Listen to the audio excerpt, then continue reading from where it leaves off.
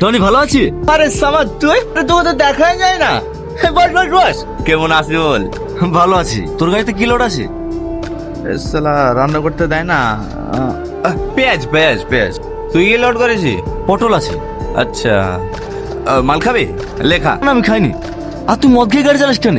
একদিন এমন কেস খাবে না, সেদিন শিক্ষা পাবি। আর বলো না সামাদ ভাই, শোনে নাকি আমার কথা?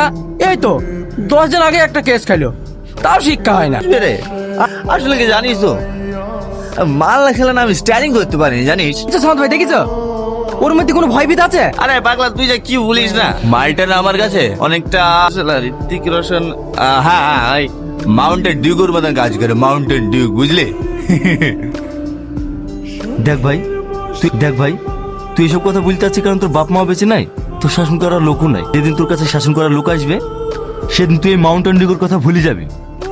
আরে ও নিয়ে তোকে টেনশন করতে হবে না, আমার লাইফে কেউ আসবে না। কে আসবে জানিস? ও মাসি, খবর কি?